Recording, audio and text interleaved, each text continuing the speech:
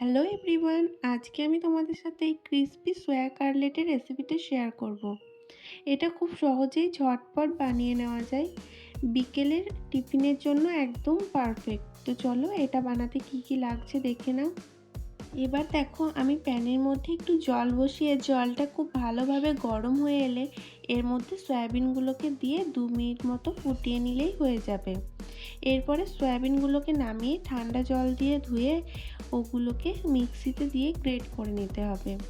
তো দেখো, সয়াবিনগুলো এখানে আমার গ্রেট করে নেওয়া হয়ে গেছে। এবার আমি এখানে 3টে মিডিয়াম সাইজের আলুকে সিদ্ধ করে নিয়েছিলাম আগে থেকেই। এবার আলুর মধ্যে যাতে কোনো লাম্পস না থাকে, তাই এইভাবে আমি একটা গ্রেটারের সাহায্যে গ্রেট করে দিয়ে দিচ্ছি।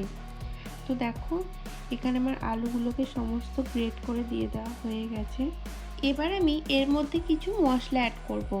তার জন্য এখানে গরম মশলা, হলুদ গুঁড়ো, ধনে গুঁড়ো, জিরে গুঁড়ো আর কাশ্মীরি লঙ্কার গুঁড়ো নিয়ে নিয়েছি। আর দিয়ে দিলাম এখানে কাঁচা লঙ্কা কুচি আর ছোট ছোট করে কেটে রাখা পেঁয়াজ কুচি আর ধনেপাতা কুচি। আর এখানে আমি স্বাদ অনুযায়ী লবণ দিয়ে দিচ্ছি। আমি এখানে 3 চামচ লবণ ইউজ করেছি ছোট চামচের। আর 2 চামচ কর্নফ্লাওয়ার দিয়ে এটাকে খুব ভালোভাবে মেখে নিলাম।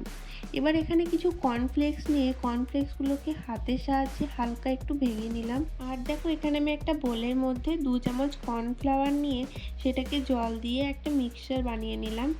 এরপরে আগে থেকে যে সয়াবিনের পুরটা বানিয়ে রেখেছিলাম ওটা থেকে আমি ছোট ছোট করে কাটলেট বানিয়ে নিলাম।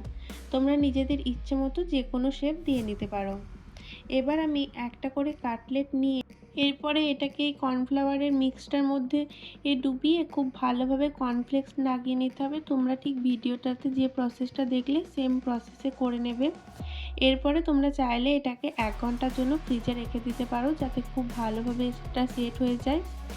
এরপরে তেলের মধ্যে দিয়ে তেলটা খুব ভালোভাবে গরম হয়ে এলে কাটলেটগুলো দিয়ে এপিট ওপিট করে খুব ভালোভাবে 2 মিনিট মতো টাইম নিয়ে ভেজে নিলেই রেডি হয়ে যাবে। তো ভিডিওটা তোমাদের কেমন লাগলো অবশ্যই কমেন্টে জানিও। আর ভালো লাগলে লাইক, কমেন্ট, শেয়ার করতে একদমই ভুলো না।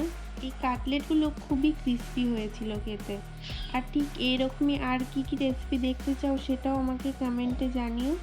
আমি অবশ্যই সেই ভিডিওগুলো বানানোর চেষ্টা করব। বাই। আবার দেখা হচ্ছে কোনো নেক্সট ভিডিওতে।